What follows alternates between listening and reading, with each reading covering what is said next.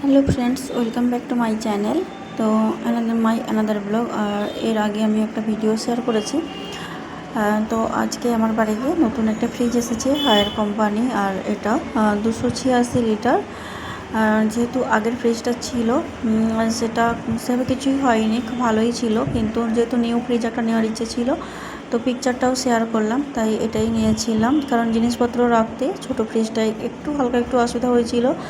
আর ফ্রিজটা ওপেনিং করার পরে ভিডিও শেয়ার করেছি। আর ফ্রিজটা নতুন আনার পরে তো কী কী জিনিস মানে ফ্রিজের মধ্যে রেখেছি সব কিছুই শেয়ার করব। আর ফ্রিজটা ওদের মিস্ত্রি এসে মানে সেট করে দিয়ে যাওয়ার পরে আমরা একটু গ্রামের বাসায় আমার শ্বশুর বাড়িতে গিয়েছিলাম, এবং সেখান থেকে কিছু আম এবং কী কী নিয়ে এসেছি সব কিছুই আপনাদের সঙ্গে শেয়ার করতেছি। তো এখানে কিছু আম এনেছিলাম।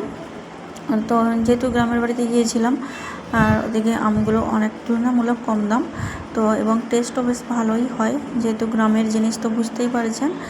তো সমস্ত কিছুই কিন্তু একদম ফ্রেশ ছিল, আর সবজিগুলো তো একদমই ফ্রেশ ছিল। এখানে শসা ছিল, পাতিলেবু ছিল।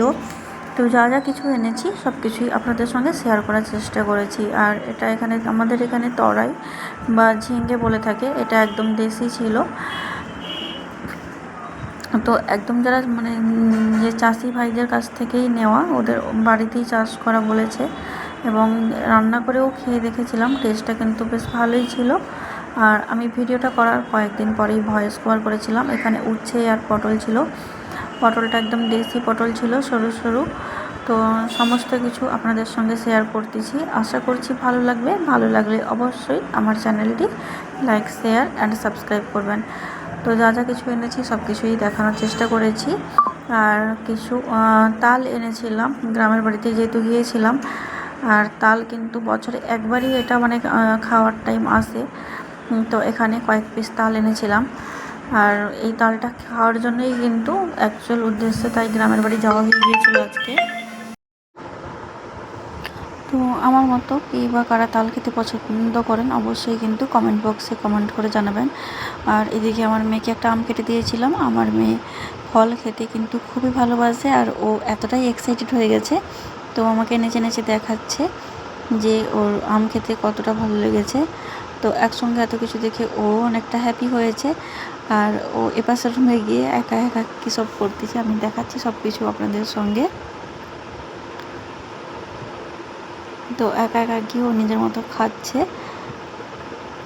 আর তারপরে ফ্রিজে সব কিছু কীভাবে গুছিয়ে রেখেছি। তো যেহেতু ফ্রিজটা নতুন আর আজকেই দিয়ে গিয়েছে, তাই সেভাবে এখনও সব কিছু ঠিকঠাকভাবে গুছিয়ে রাখা হয়নি। আর এখানে তার আম রেখেছি। তো এটা কিন্তু ফলের জন্য আলাদা একটা ট্রে রেখেছিল। আর এখানে নিচে সবজি রেখেছি।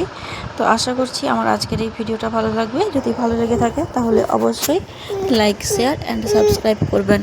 আর উপরে ডিপ ফ্রিজে কিন্তু মাছ মাংস রেখেছিলাম, তো বেশি ছিল না, অল্পই কিছু ছিল, তো সেটাই ডিপ ফ্রিজে রেখেছি। তো আজকের ব্লগ ভিডিওটা আমি এখানেই শেষ করছি। Thank you so much for watching my video.